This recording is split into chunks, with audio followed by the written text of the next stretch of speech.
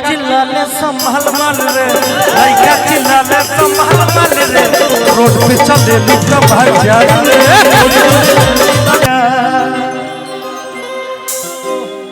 क्या नाम है भाई आपका?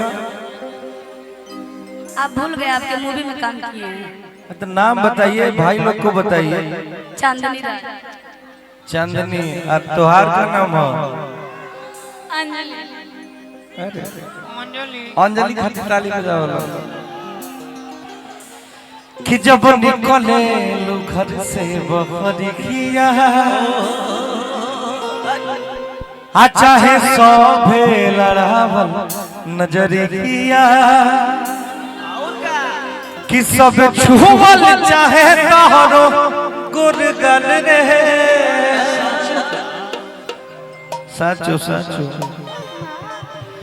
हो सब छुवल चाहे तोहरो गुरगल रे गुरगल रे अरे गुरगल रे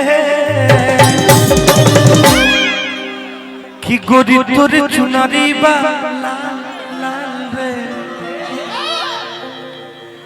अरे गोरी तोर चुनरी बा लाल लाल रे। ए भैया आ रोड पे चले लू कमाल रे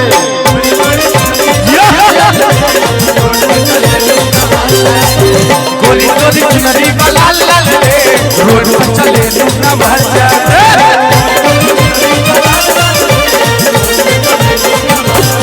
जब निकले लुघन से बहरिया चाहे सबे लड़ावल नजरिया जब निकले लुघन से बहरिया लड़ावल नजरिया सब छुमल चाहे तोहरो गोर गाले रे गोर गाले रे अरे गोर गाले रे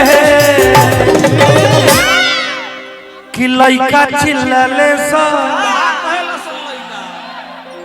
लइका चिल्लाइया से कम ना अरे लइका चिल्लाले सा अरे लइका चिल्लाले संभाल माल रे लइका चिल्लाले संभाल माल रे रोड पे चले लुका भाग जा रे।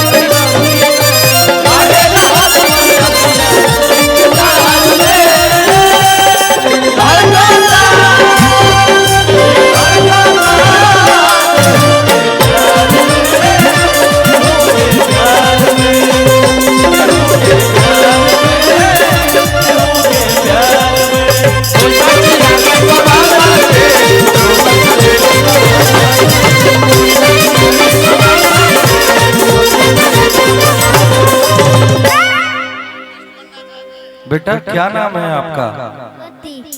मोती। ज्योति। पढ़ने जाते हो? किस क्लास में पढ़ते हो? 3 में। तो यहाँ कौन लेके आया है आपको? पापा कहाँ हैं आपके? इधर आइए। आप पिता हैं इस बच्चे के? जय हो जय हो। पढ़ने भेजते हैं कि नहीं? हाँ डांस तो अच्छा कर रही है बच्ची, खूब आगे बढ़ो बच्चा। और क्या करिए ना, सुनिए मेरी बात, ये ज्योति को अभी पढ़ाइए आप और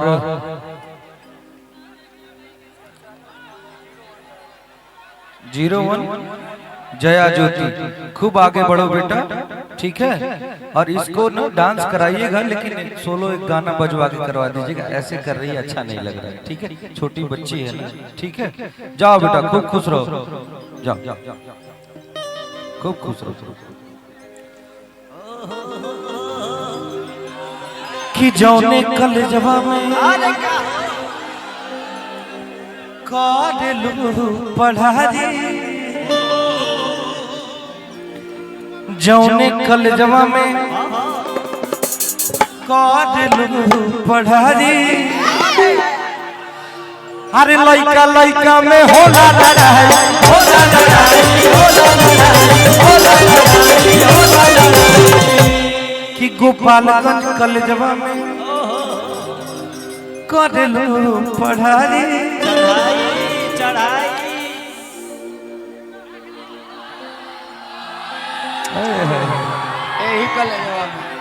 यही कॉलेज में पढ़े जालू कौना कॉलेज में पढ़े लो लजा तरी ज्यादा कि गोपालगंज कॉलेजवा में करेलू पढ़ाई लइका लइका में होला लड़ाई होला लड़ाई होला लड़ाई होला लड़ाई होला लड़ाई जान मारे गोरी तुहर गोर गाल रे जान मारे गोरी तुहर गोर गाल रे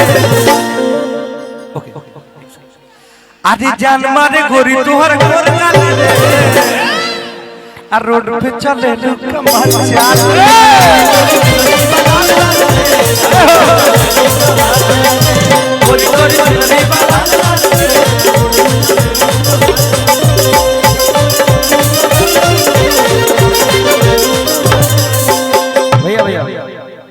देखिए हम सबके बीच में उपस्थित हुए हमनी के ये परिवार के गार्जियन अभिभावक जेकर प्यार आशीर्वाद हमेशा मिलेला रामाकांत सिंह जी हम सबके बीच में हम चाहत के पर ताली बजा के आशीर्वाद दे दीजिए आप सब जोरदार ताली होके चाहिए। प्रशांत जरा एहू के आवाज बढ़ा दो प्रशांत हमनी के बीच में हमनी के कोई सब गार्जियन अभिभावक हम चाह सबसे पहले हमनी के रितेश भैया के एगो गुलदस्ता एगो अंगवस्त्र देके आप सम्मान करी आदरणीय हम सबके अभिभावक गार्जियन रामाकांत सिंह जी एक बार ताली बजा के स्वागत